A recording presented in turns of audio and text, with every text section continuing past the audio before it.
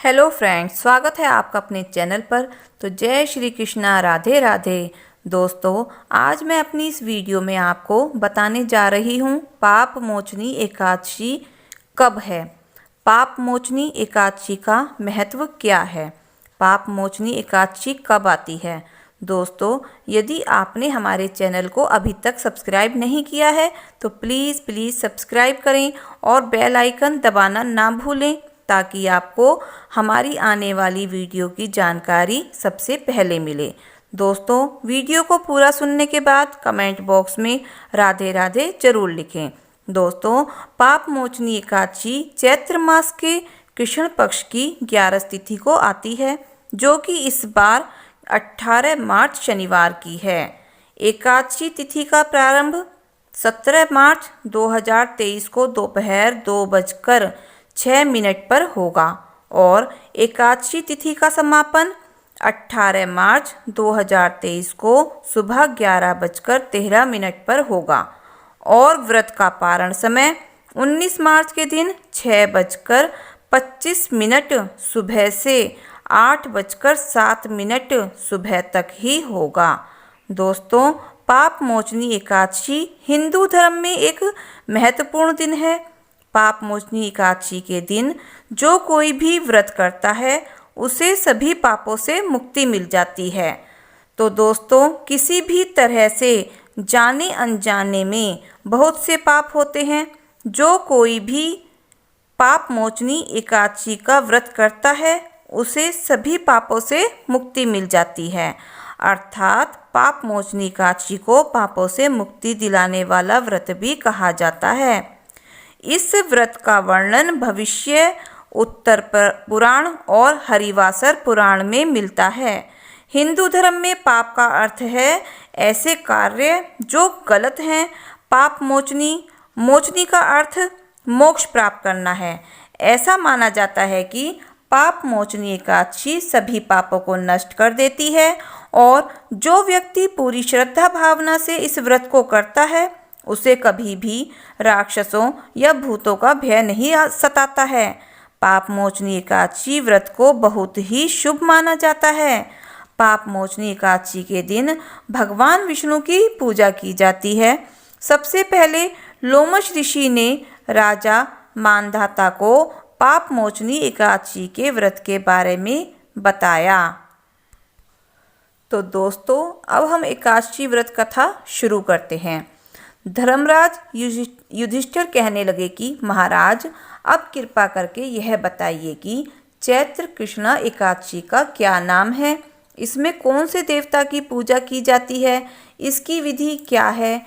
कृष्ण भगवान कहने लगे कि हे राजन, यही एक प्रश्न एक समय राजा मानधाता ने लोमश ऋषि से किया था और जो कुछ उन्होंने उत्तर दिया था सो वही मैं तुमसे कहता हूँ। लोमश ऋषि कहने लगे कि राजन, इस एकादशी का नाम पाप मोचनी एकादशी है। तो अब मैं इसकी कथा कहता हूँ, सुनो। प्राचीन समय में कुबेर का चैत्ररथ नाम का एक वन था। उसमें गंधर्वों की कन्याएं किन्नरों के साथ विहार करती थीं। वहाँ अनेक प्रकार के पुष्प खिल रहे थे। उसी वन में अनेक ऋषि तपस्या करते थे। स्वयं इंद्र भी चैत्र और वैशाख मास में देवताओं के सहित वहां आकर क्रीड़ा किया करते थे। वहीं अपने आश्रम में मेधावी नाम के एक ऋषि भी तपस्या में संलग्न थे। वे शिव के भक्त थे। एक समय मंजू घोषा नाम की अप्सरा ने उनको मोहित करने का विचार किया। वह ऋषि के भय के मारे समीप नहीं गई, वरन दूर बैठकर वीणा पर मधुर गीत गाने लगी। उस समय कामदेव ने भी मेधावी ऋषि को जीतने की चेष्टा की। उन्होंने उस सुंदर अप्सरा के भ्रू को धनुष, कटाक्ष की डोरी, नेत्रों को धनुष की लचक, कूचों को कुरी बनाकर मंजू घोषा को सेनापति बनाया। उस समय मेधावी ऋषि भी युवा और हष्टपुष्ट थे, साथ ही यज्ञोपवीत तथा दंड धारण किए हुए ब्रह्मा तेज से युक्त थे। मंजू घोषा ऐसे सुंदर ऋषि को देखकर उनकी सुंदरता पर मुग्ध हो गई। और अपने गीत, चूड़ियों और नुपुरों की झनकार तथा नृत्य कला द्वारा हाव भाव दिखाकर मुनि को रिझाने लगी। पर्याप्त समय तक यह क्रम चलता रहा और अंत में कामदेव ने ऋषि को पराजित कर दिया। फलस्वरूप ऋषि मंजू घोषा के साथ रमण करने लगे और काम के इतने वशीभूत हो गए कि उन्हें दिन तथा रात्रि का कुछ भी विचार नहीं रहा। इस प्रकार बहुत समय बीत गया। तब एक दिन मंजू घोषा कहने लगी, ऋषि जी, बहुत दिन बीत गए, अब मुझे स्वर्ग जाने की आज्ञा दीजिए। मुनि ने कहा, आज इसी संध्या को तो आई हो, प्रातःकाल होने तक चली जाना। मुनि के ऐसे वचन सुनकर अप्सरा कुछ समय तक और रुकी।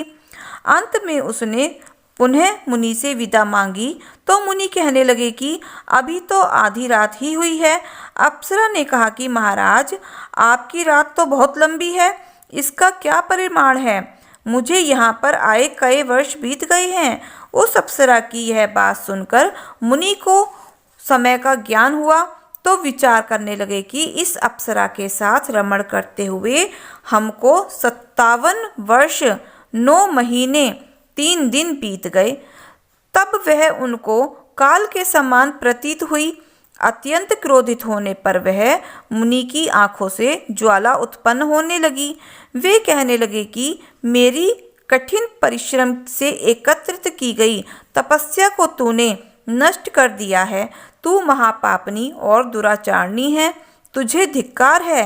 तूने मेरे साथ घात किया है, इसलिए तू मेरे श्राप से पिशाचनी हो जा। मुनि के श्राप से मंजू घोषा तत्क्षण पिशाचनी हो गई और भयभीत होकर मुनि से प्रार्थना करने लगी कि महाराज, इस श्राप का किस प्रकार निवारण होगा? अप्सरा के ऐसे दीन वचन सुनकर मुनि बोले, हे दुष्टे, यद्यपि तूने मेरा बहुत अनिष्ट किया है, परंतु फिर भी मैं तुझे श्राप से छूटने का उपाय बतलाता हूँ।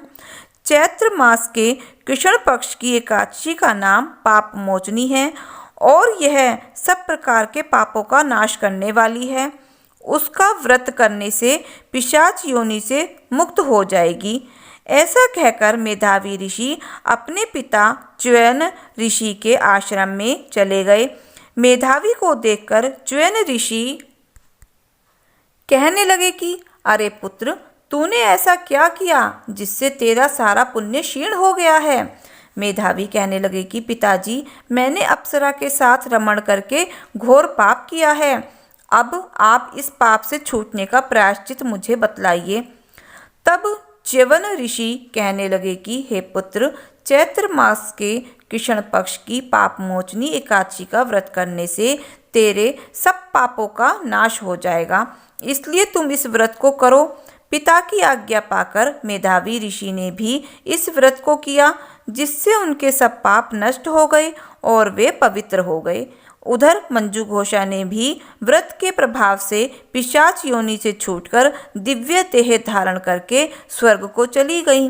लोमश ऋषि कहने लगे कि हे राजन, पाप मोचनी एकादशी के व्रत को करने से सब पाप नष्ट हो जाते हैं। इस कथा को पढ़ने या सुनने से 1000 गोदान का फल प्राप्त होता है तथा व्रत से ब्रह्म हत्या, गर्भपात, बाल हत्या, सुरापान, स्त्री से प्रसंग आदि सब पाप नष्ट हो जाते हैं। तो बोलो विष्णु भगवान की जय। तो दोस्तों, अगर हमारी कथा अच्छी लगी हो तो प्लीज़ लाइक करें, शेयर करें, सब्सक्राइब करें और कमेंट बॉक्स में जय श्री कृष्णा राधे राधे जरूर लिखें। तो श्री कृष्ण गोविंद हरे मुरारी, हे नाथ नारायण वासुदेवा। धन्यवाद।